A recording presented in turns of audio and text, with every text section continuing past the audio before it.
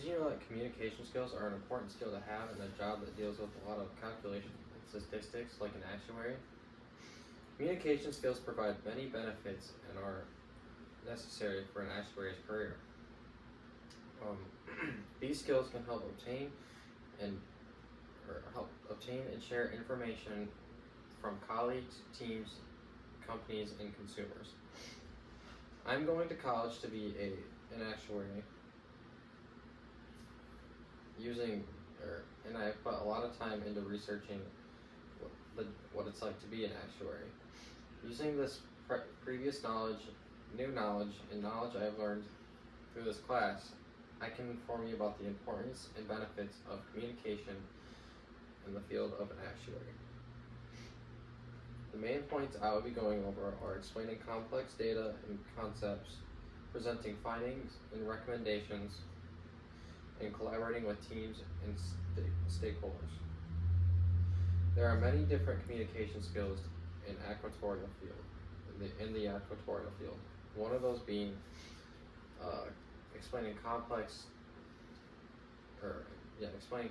data and concepts. Actuaries work with technical and complex statistical models and financial data. Simple, clear communication is a crucial part of being able to communicate with others, like clients and management, helping them make clear and simple decisions based on analysis. Interpersonal communication is a very important part of being an actuary. You will need to be able to communicate effectively with colleagues, clients, and management to help them make the clear decisions. Knowing how to communicate clearly with your client, clearly is an important part of being an actuary. Like Ostawoski says, actuaries tend to naturally communicate if they were speaking to an actuary.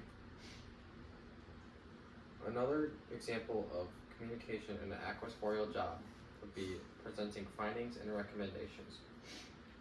Actuaries need to be able to present their findings of their risk assessments, calculations, and forecasts. Strong communication skills are necessary to effectively communicate information and address questions. Being able to present your data, answer questions, and be organized is an important part of being an actuary. In order to do this, you have to use an extemporaneous delivery method. Using visual aids like charts and graphs to better understand the findings is an example of nonverbal communication. Now we'll get into how they find these findings. Collaborating with teams and stakeholders. Actuaries work closely with professionals, and having clear communication is an important part of an actuary's job. Interpersonal communication is an important part of being an actuary. You will have to communicate with people like colleagues, professionals, and other professionals, or one-on-one. Self-presentation goals are another important part of interpersonal communication. Self-presentation goals are where you adapt your communication to be perceived in particular ways, creating a professional image for yourself. Another important aspect of communication of an actuary would be relational goals. You need to create a relationship with your team that you're working with. Small group communication is another important communication skill used in being an actuary. It helps to know how to explain things in a way for other people to understand, and according to the Department of Labor, small group communication is an essential part of group actuary work. This type of group would meet instrumental needs. Instrumental needs are instrumental goals that help get things done. As you can see, communication skills provide many benefits and are necessary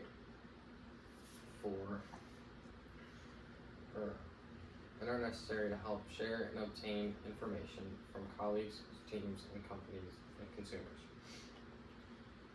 The main things I went over in this presentation were explaining complex data and concepts, presenting findings and recommendations, and collaborating with teams and stakeholders.